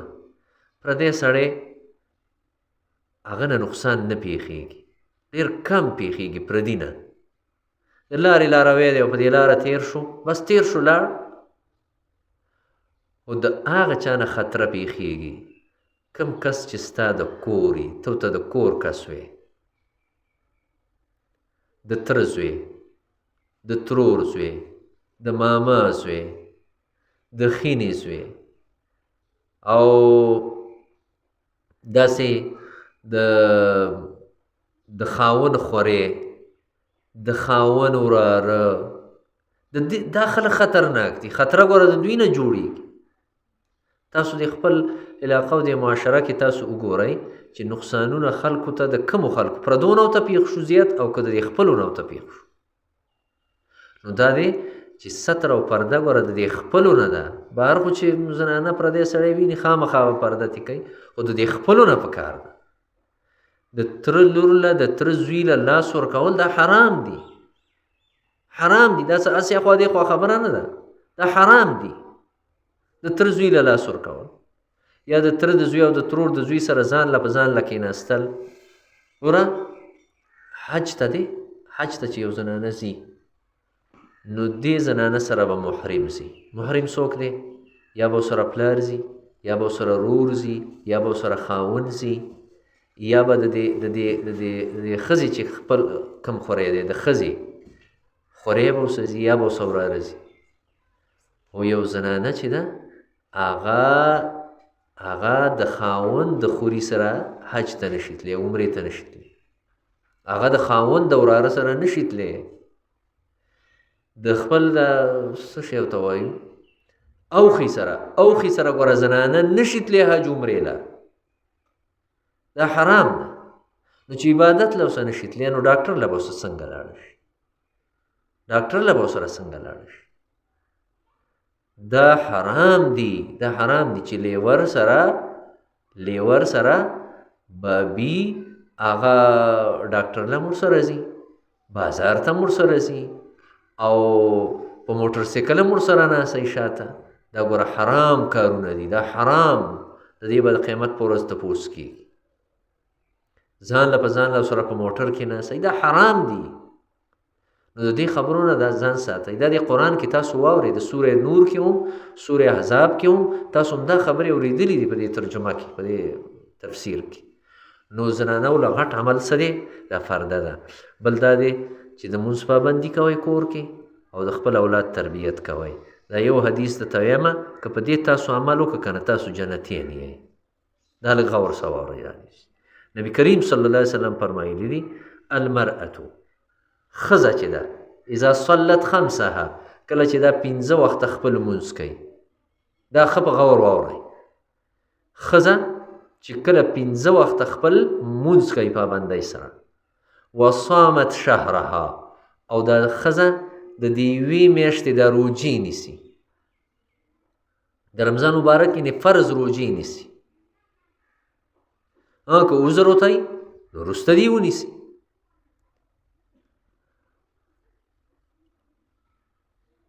او درېیمه دا ده چې وصانت فرجها د خپل شرمګاه حفاظت کوي، یعنی د خپل حیا د خپل عزت د دې حفاظت کوي، د خپل پلار عزت ساتي، د خپل ورونو عزت ساتي، نو د خپل ځان حفاظت کوي. او څلورمه پکې دا ده حدیث کې چې واطاعت زوجها د خپل خاوند خبره مني، د خپل خاوند تابعداري کوي. نو دا ښځه چې ده نبي کریم صلی الله علیه وسلم فرمایي دې ښځې ته به د قیامت په ورځ الله جنت ټول کلاو کړی دی، ټول چې د دې خوښه ده چې د جنت په کومه دروازه باندې دا جنت ته ورنوځي نو دا ورنوتی شي. خو چې دا 4 خبرې په دې ښځه کې راشي. یو دا چې 5 وخته مونځ پابندۍ سره، د رمضان المبارک روجې، د خپل عزت حفاظت او د خپل خاوند اطاعت او خبره منل. ځکه د ښځې دپاره د ټولو نه زیات حقدار څوک دی؟ د دې خاوند دی، د دې خاوند دی. نو دا به د دې خبره مني. حدیث کې راغلی دی چې نبی کریم صلی الله علیه وسلم فرمایل خیر النساء امرأة، په ټولو ښځو کې د ټولو نه بهتر ښځه څوک ده؟ هغه ښځه ده اذا نظرت الیها سرتک، کله چې تو ته وګورې، یعنې دا خاوند ته وایي نبي کریم صلی الله علیه وسلم چې کله دې ښځې ته دا خاوند وګوري نو سرتک، تا خوشحاله کي، زړه دې پې خوشحاله شي، دینداره یې، الله نه یریدونکې ښځه یې، ستا تابعداره یې، ستا د مور او پلار خدمت کوي، نو چې ته وګورې او ته خوشحاله شي، دا بهترین ښځه ده بس په ښځو کې. بل دا دی چې د صفایي خیال ساتي، پاکوي، طهارت یې پکې، جسمانی طورم پاکوي، ایمانی طورم پاکوي، حیا باندې پاکوي، نو چې کله ته وګورې او کور ته راشي نو چې ته خوشحاله شي. او که نه یو سړی کور ته راغی او بهر ستړی او ستومانه د بهر نه راغی، مزدوري کړې ده او ستړی دی او کور ته راغی او کور کې په بلا باندې واوښته، په بلا باندې هغې ورته ټولې قیسې، نن دا چلو شو، مور دې نن داسې چلو که، او هغه خور دې نن دا چلو که، او هغه رور دې راغلی او هغه نن دا خبرې کولې، او هغه پلار دې راته دا خبرې وکړې. نو هغه غریب ستړی او ستومانه راغلی او دی ذهني طور نورم ستومانه وي او ستړی وي. ځکه عرب دی د پخوا نه، هغوی به دا ویل او اوس هم دا دي، د پخوا نه کتابونو کې دا خبره لیکلې ده چې یو څو قسمه ښځې دي وایي د دې سره به واده نه کې، نکاح به ورسره نه کې. هغې کې یو ده انانه. انانه هغې ښځې ته وایي چې هغه ټول عمر خاوند ته شکایتونه کوي، شکایتونه ورته کوي، هغه پلانکی راسه داسې وکړه، هغه داسې وکړه، او دا تا خو کور ته هېڅ هم رانه وړل، او خام داسې تش لاسونه کور ته راننوتې، او دا چل دا چل، هغه پریشانه کوي. عربو به ویل د داسې ښځې سره نکاح مه کوئ، داسې سره واده مه کوئ. نو بهترین ښځه هغه ده چې خاوند ورته وګوري چې دا خاوند یې خوشحاله شي، او ناکاره ښځه هغه ده چې خاوند یې څنګه راشي او ورته وګوري چې بس زړه یې ترېنه خفه شي که نه، یا خو د صفایي خیال نه ساتي او جسماني ځان صفا نه ساتي او روحاني او ایماني ځان پاک نه ساتي، او د ځان نه یې هغه سارانه یې چرګه جوړه کړي بس یو قدم یې په کور او بل قدم یې بیا په بازار، او یو قدم یې په کور او بل قدم یې په مړي او په ژوندي. نو داسې ښځه الله ته ډېره ناخوښه ده. که پښتانه موږ او تاسو څه وایو، وایي د ښځې دپاره یا کور دی او یا یې بل څه شی دی، ګور دی. ګور قبر ته وایي. یعنې ښځه به یا په کور ناستی او چې د کور نه وځي نو بیا به په مرګ وځي، لکه چې مړه شي نو به وځي نو قبر ته به لاړه شي. نو کور کې هم دننه به محفوظه او قبر کې هم دننه پټه پاتې شي، بس پټه به پاتې شي. ځکه فاطمه رضی الله تعالی د نبي کریم صلی الله علیه وسلم لور وه. هغې ویلې چې کله زه مړه شمه نو زه په ژوند باندې د کوره نه یم وتې، نو چې کله مړه شمه نو زما جنازه به ګوره د شپې وکئ، چې زما د جنازې هغه کټ او څادر او دام سړي ونیني او بیا به مې د شپې ښخه کوي. بس یعنې دومره اهمیت دی. نو هغه ښځه بهتر ده چې کله خاوند ورته وګوري چې خاوند یې خوشحاله شي. او وایذا امرتها طاعتها، کله چې ورته خاوند د کومې خبرې ووایي، حکم ورته وکړي، نو هغه خبره له ومني، د خاوند خبره ومني. واذا غبت عنها حفظتك في نفسها ومالك، او کله چې خاوند مسافرۍ کې دی او نشته دی، نو دا د خپل ځان حفاظت کوي. ځکه د خپل ځان حفاظت دی، د خاوند د عزت حفاظت دی، او د هغه د مال حفاظت کوي، د هغه د بچو حفاظت کوي. نو دا ده دې خبرو خیال د ساتلو دی. ښځو له د خپلو بچو صالحه تربیت کوئ. بچي دومره مه نیازبینوئ چې هغه بیا ستاسو د لاسه وځي او بیا هغه نشي شروع کړي، هغه بیا غلط کارونه شروع کړي، هغې نه د معاشرې یو ناکاره انسان جوړ شي، د هغه نه بیا ټوله معاشره تنګوي. نو بچي دومره مه نیازبینوئ. ځکه ماهرین نفسیات چې دي، نفسیاتو ماهرین چې کوم دي، هغوی دا وایي چې لکه بچي به تا بچو سره محبت ساتي. د چا د بچو سره محبت نی؟ سپی د سپی د خپلو بچو سره څومره محبت یې ځان ته یې رانږدې کوي او پټی یې ځان باندې باران تېروي، خو خپل بچي هغه د خېټې نه لاندې کوي او د باران نه یې بچ کوي. هغه خر او خره چې هغه یعنې معاشره کې بېوقوف باندې مشهور ده خره، نو هغه خریم د خپلې بچي سره محبت یې چېرته یې پې خپه کېنښوده او نه پې غوا خپه کېښوده، نه یو میخې په خپل بچي خپه. دا چرګه ده، چرګه خپل ځان باندې باران او سخته تېروي، او دا ده چې هغه خپل بچي ځان ته وزرو کې را لاندې کړي. د دې نه درس ته اخیستو دی. او د بچو سره به لږه فاصله هم ساتي، محبت به هم ساتي، لږه فاصله هم، چې ستا قدر او عزت ته هغوی پړه کړي. دا نه چې هغوی سره ځان داسې پرې کړي چې بیا هغوی ته دا نه محسوسېږي چې دا مې مور ده یا مې دا پلار دی، نو ځان به ورسره پرې کړي ډېر نه، محبت کې به غلو ډېره نه کې، نیازبینۍ به ډېر نه، ځکه نیازبین بچی اکثر خرابېږي. او دینی تربیت یې پکار دی او دنیوي تربیت یې پکار دی. بچی به داسې ساتي چې ستا بچی چاته ونه درېږي چې ماله 10 روپۍ راکړه یا ماله هله ډوډۍ راکړه. دې حد ته به خپل بچی نه رسې، ځکه حدیث کې راغلي تاسو نه به د دې بچو د قیامت په ورځ تپوس کېږي.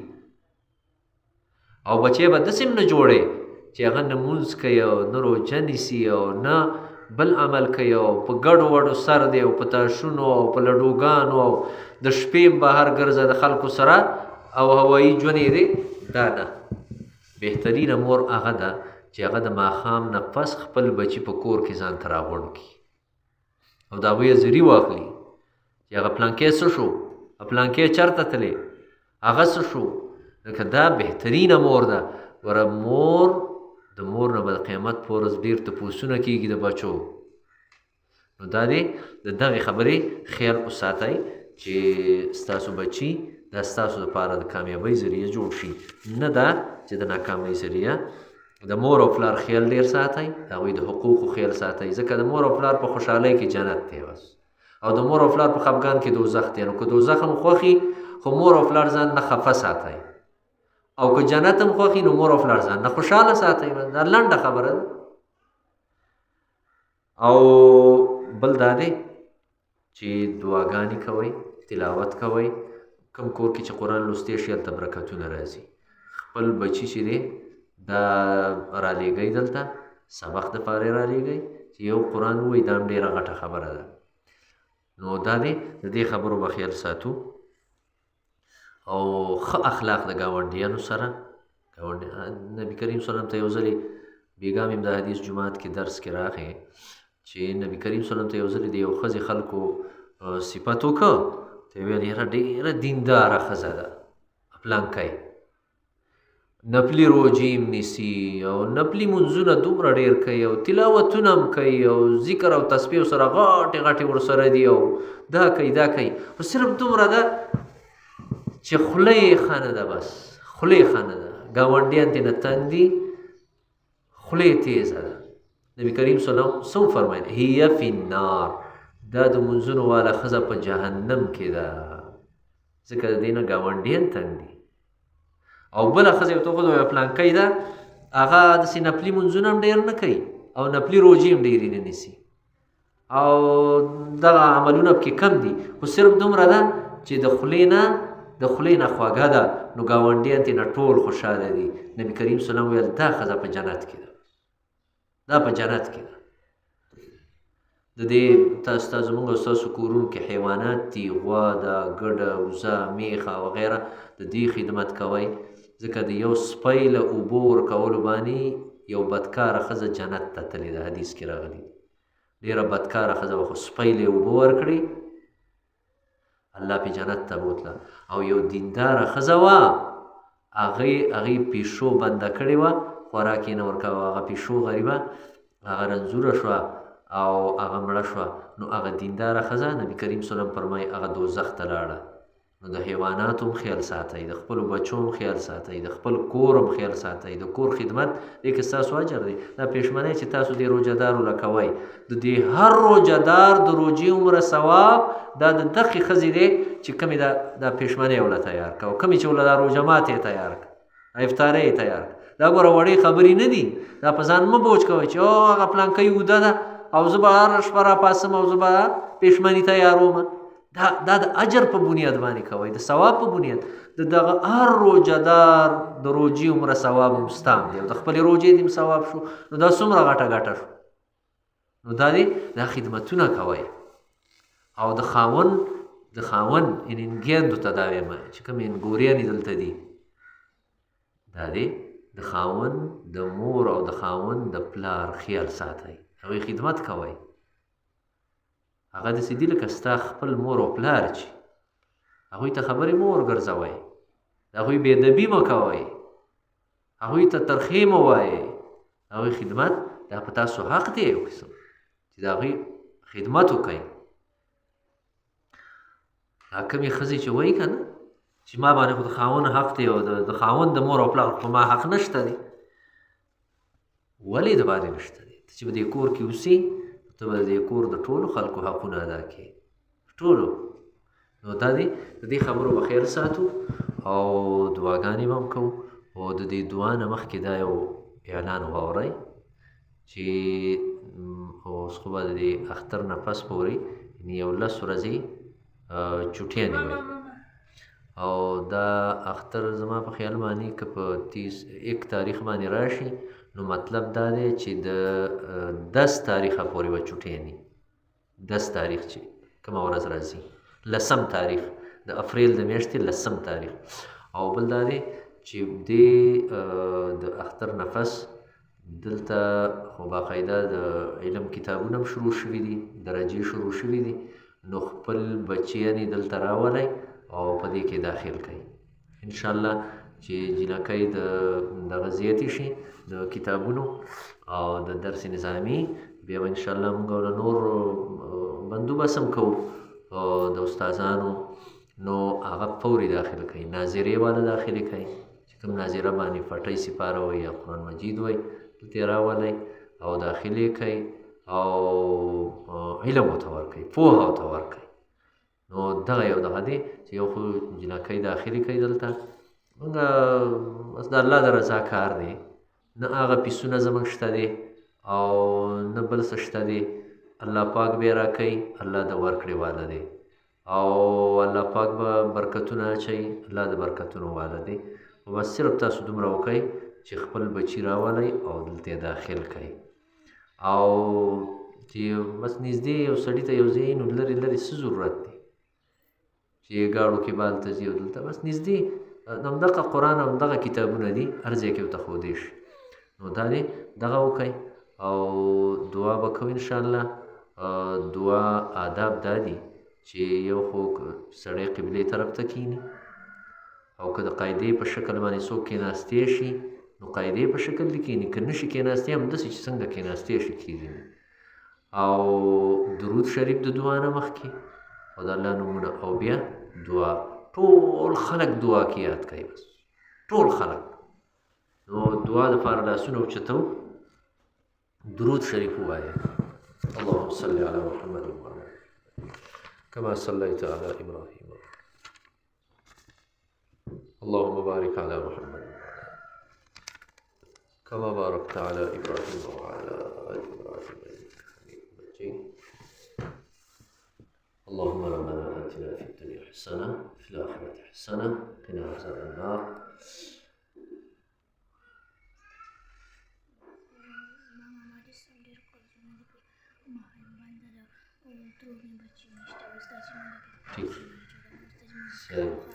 صحیح یا لاسونه اوچت کړئ دعا دپاره. اللهم یا ارحم الراحمین، یا ذا الجلال والإکرام، یا حی یا قیوم، لا إله إلا أنت سبحانك إني كنت من الظالمين. لا إله إلا الله الواحد الأحد الصمد الذي لم يلد ولم يولد ولم يكن له كفوا أحد. لا إله إلا الله الحليم الكريم. لا إله إلا الله رب العرش العظيم. لا إله إلا الله رب السماوات ورب الأرض رب العرش العظيم. یا الله چا چې دا قرآن په تفسیر ولسته، یا الله د دې لوستونکي نه ته قبول کړي دا عمل، او چا چې دا لوستی دی دا ترجمه دې زنانو ته کړې ده، یا الله د دې په عمر کې، د دې په علم کې، د دې په صلاحیتونو کې یا الله خیر او برکت واچوي. چا چې اورېدلی دی او د کورونو نه راغلي او قدمونه یې اخیستي د قرآن لپاره، دا ډېر عزتمن قدمونه دي. یا الله ته د دوی دا خواري قبوله کړي، د دوی نه دا اورېدل قبول کړي، د دوی په عمر او علم کې یا الله خیر او برکت واچوي. یا الله ستا کلام دی او ستا په کلام باندې یا الله ته خوشحالیږي. یا الله د دې هر حرف په بدله کې دوی ته ټولو ته پوره نیکی ورکړي. یا الله د دې قرآن خیرونه او برکتونه دا زمونږ په ژوند کې راولي، د قرآن خیرونه او برکتونه زمونږ کورونو کې راولي، د دې قرآن خیرونه او برکتونه یا الله ته زمونږ په اولاد کې راولي. او یا الله په قرآن باندې مونږه ټول عمل کوونکي جوړ کړي. یا الله د قرآن د مخالفت نه مو ساتي. یا الله قرآن زمونږ دپاره د قیامت په ورځ حجت او دلیل جوړ کړي. یا الله قرآن مجید زمونږ دپاره د نصیحت ذریعه جوړ کړي، د هدایت ذریعه یې جوړ کړي، د رحمت او د برکت ذریعه یې جوړ کړي. یا الله قرآن ته تا د شفا کتاب ویلی، تا ته د علاج او د دوایي کتاب ویلی. یا الله دا قرآن مجید زمونږ دپاره د شفا او د علاج ذریعه جوړ کړي، زمونږ د بیمارو، ظاهري بیمارو او د روحاني بیمارو ټولو علاج یې جوړ کړي، د ټولو دپاره شفا وګرځي. یا الله دا کومې زنانه چې دلته راغلي دي او دا قرآن یې واورېد، دا درس یې واورېد، دې دعا کې شامل دي. یا الله ته دوی له د فردي ژوند ورکړي، دوی باندې فردي راواچوې. یا الله یا الله د دوی په عیبونو باندې فردي راواچوې. او یا الله د دوی اولاد کې خیر او برکت پیدا کړي، د دوی په کورونو کې خیر او برکت راوړي، اولاد یې صالح او نیک عمله کړي، اولاد یې با اخلاقه جوړ کړي، د اولاد ښه تربیت یې وکړي. یا الله او یا الله د دوی په کورونو کې خیرونه او برکتونه راولي، دوی د پریشانو نه وساتي. یا الله د هرې پریشانۍ نه وساتي، د هر شر نه حفاظت وکړي، د ټول مخلوق د شرونو نه حفاظت وکړي. یا الله ته محافظ او نگهبان شي. یا الله څومره خلک چې ناجوړه دي، بیماران دي، کورونو کې دي یا اسپتالونو کې دي، په هره بیمارۍ چې بیماران دي، یا الله ته ورله صحت کامله عاجله ورکړي، ته خپلې لاړې دارو کړي. یا الله موږ ته نه دي معلوم چې د چا په کورونو کې څومره بیماران دي او څوک بیماران دي. یا الله ټولو له صحت ورکړي، ټولو له شفای کامله عاجله ورکړي. یا الله د دې روژې په خیر او برکت باندې، د دې قرآن په خیر او برکت باندې دوی له شفا ورکړي، صحت وله ورکړي، عافیت والا ژوند وله ورکړي.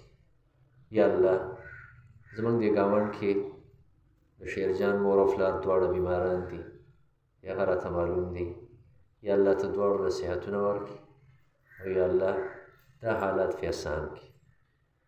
او یا الله یونس حاجي صاحب ویلو، یونس حاجي صاحب بیمار دی، یا الله ته ورله صحت ورکړي، ته ورله شفای کامله عاجله ورکړي.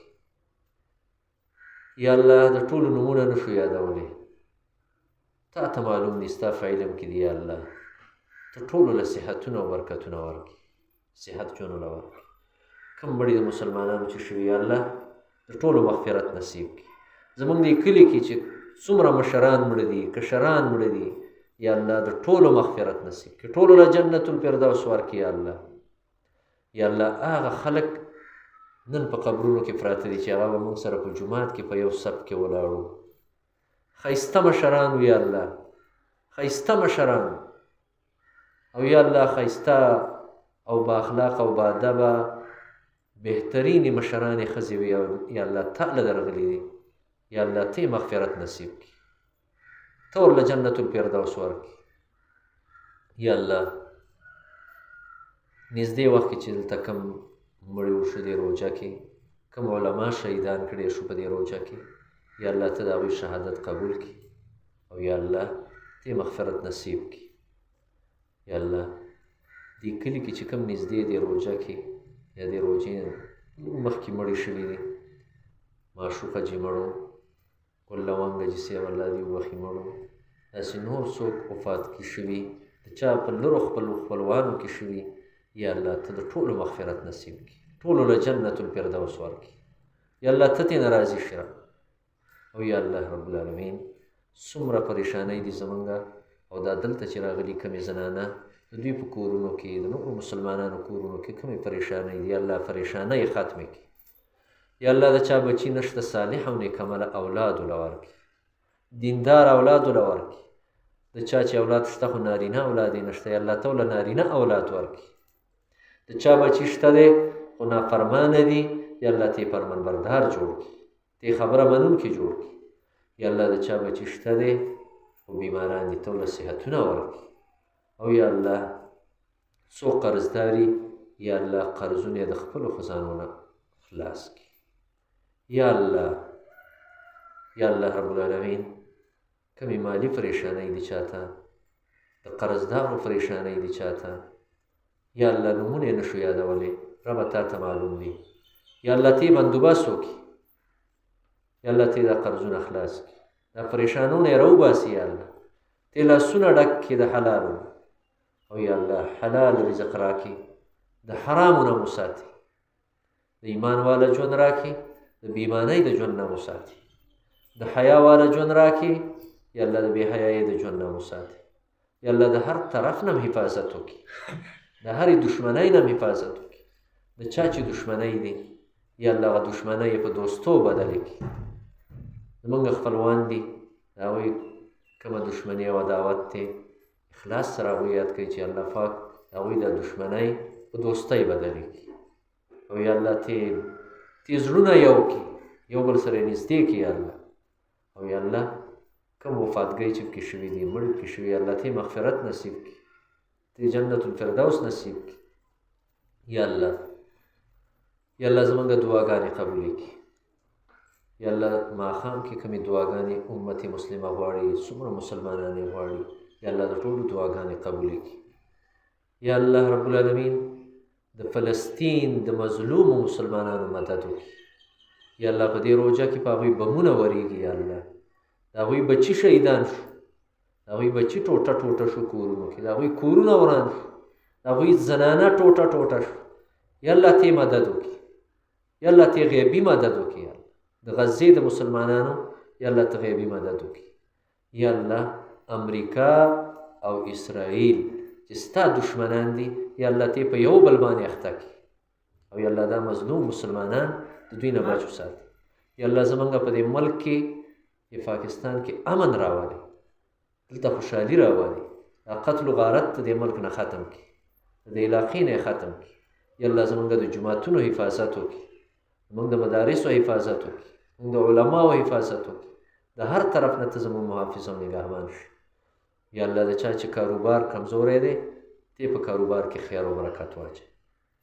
یا الله د چا چې معاشي او مالی حالت کمزوري دي ته ورسره غیبي مدد وکړي، ته کاروبارونه روان کړي او یا الله بیماری یې ښې کړي، پریشانۍ یې ختمې کړي، مشکلاتونه یې راوباسي. څومره خلک چې یا الله په قیدونو کې دي او په جیلونو کې دي، کم خلک چې ورک دي یا الله ته یې رافیدا کړي. یا الله ته د جیلونو نه خپلو بچو خپلو کورونو ته راولي. یا الله رب العالمین ته د هغوی قیدونه ختم کړي. یا الله رب العالمین څوک که بهر ملکونو کې قیدونو کې دي، جیلونو کې دي، که څوک زموږ د ملک کې دي، یا الله خیر عافیت سره یې خپلو کورونو ته راولي. او یا الله ته زموږ په ژوند کې او صلاحیتونو کې خیر او برکت واچوي. نور چې کمې دعاګانې پاتې دي الله تا ته معلومې دي. عمره کې کم خلک دي او کمې دعاګانې غوښتي، الله زموږ باره کې د هغوی دعاګانې قبولې کړي. یا الله دا دلته چې څومره زنانه راغلي دي یا الله د دوی او د دوی د کور والو یا الله د ټولو ستا په کور کې په مکه کې نصیب وکړې، حج او عمره کې د دې ټولو نصیب وکړې. یا الله ته ورله دا ټول بوځي خپل کور ته. یا الله رب العالمین ته ورله د دې خبرې وس او طاقت ورکړي، ته ورته لارې هوارې کړي. یا الله ستا کور ته دا ټول بوتلی کړي، مسجد نبوي ته او مدینې ته دا ټول بوتلی کړي. او یا الله د نبي کریم صلی الله علیه وسلم محبت زموږ زړونو کې راولي، د هغه د طریقو محبت زموږ زړونو کې راولي. ته زموږ نه راضي شي، ستا رضا او ستا دیدار زموږ نصیب کړي، د قبر د عذاب نه مو ساتي، د حشر د شرمندګۍ نه مو ساتي، عملنامې یا الله په ښي لاس راکړي، د ګس لاس عملنامو نه مو ساتي. ته زموږ نه راضي شي. او یا الله چې د دنیا نه ځو نو دا کلمه چې لا اله الا الله محمد رسول الله دا په خوله باندې جاري کړي د ځان قدم په حالت کې. وصلی الله تعالی علی خیر خلقه محمد و آله و اصحابه اجمعین. د لږ ساعت کېنئ دا نامې چې کومو کسانو لپاره انعامونه مقرر کړي دي نو هغه نامې هغه درته زه ویمه چې هغوی څه انعامونه چې هغه ورله ورکړي دي درس په دوران کې هغوی دپاره انعامونه شوي دي. د علم چې کوم حاصلوي نو په هغه جینکو کې او ازکا چې ده ازکا دا په 1 نمبر باندې راغلی ده نو هغه دې خپل انعام حاصل کړي. ازکا دا زما لور ده او الله دې په علم کې او صلاحیتونو او عمر کې خیر او برکت واچوي. 2 نمبر حبیبه بنت رفیع الله هورېره ده نو الله دې په عمر او علم کې خیر او برکت واچوي. 3 نمبر چې راغلی هغه حسیسه بنت اخترګل د اخترګل لور ده حسیسه الله دې په علم کې د دې صلاحیتونو کې او دې په عمر کې خیر او برکت واچوي. دا 3 د علم کې دوی کمې پرچې ورکړې وې نو هغې کې دا 1 او 2 او 3 نمبر باندې راغلي دي. د تفسیر چې دا روژه کې شروع دې کې چې کومه زنانه راتللې او کومې جنکۍ نو هغې کې یو دغه د ګلرخ بنت عمران د عمران لور ده ګلرخ او یو د علینا بنت الطاف د الطاف لور ده علینا او 3 ده حسنا بنت اسحاق او بل ده وجیها بنت معشوق مرحوم. معشوق جیسے الله دې وبخي د هغه لور ده او داسې واړه واړه لیکلي دي. بله وجیها بنت رفیع الله ده وجیها بنت رفیع الله او بله کائنات بنت اسحاق، بله ده حنا بنت شیرجان، بله ده ټکی داسې د هغه لیکلی دی هما بنت مختیارګل، هما ده یا څه ماته سم ښکاري نه، خو د مختیارګل لور ده. بله ده جویریه بنت شیرجان، او د غټو زنانو کې یو دا زوجه شیرجان چې دا پابندۍ باندې راتللی او دا تفسیر یې اورېدلی دی، زوجه شیرجان. بله دا زوجه لباس، د لباس ماما کور والا، الله دې په عمرونو کې خیر او برکت واچوي. بله دا زوجه رفیع الله، بله دا زوجه کامران، د کامران کور والا. بله دا زوجه شاکر حسین، د شاکر کور والا. بله دا زوجه ربستان، د ربستان ماما کور والا. او بله دا ام مختار، د مختار مور. دا هغه دي چې دوی تفسیر ته راغلي وي او پابندي کړې ده، او دوی ته به انعام به الله ورکوي انشاءالله. د قیامت انعام چې دی د جنت انعام هغه ډېر لوی دی چې دوی ته به هلته کم انعام میلاویږي د الله رب العالمین د طرف نه.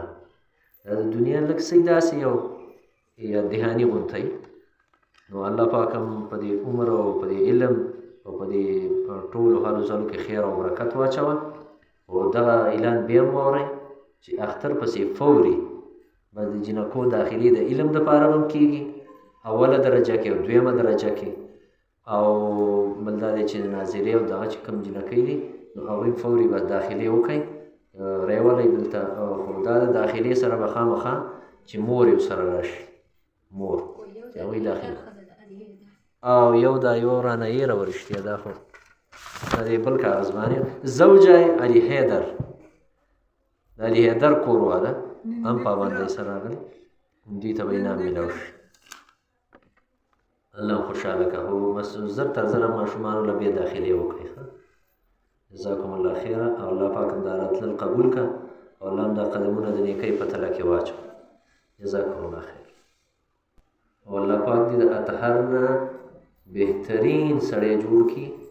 الله پاک دې اطهر نه یو ښه عالم او یو ښه اخلاق والا سړی جوړ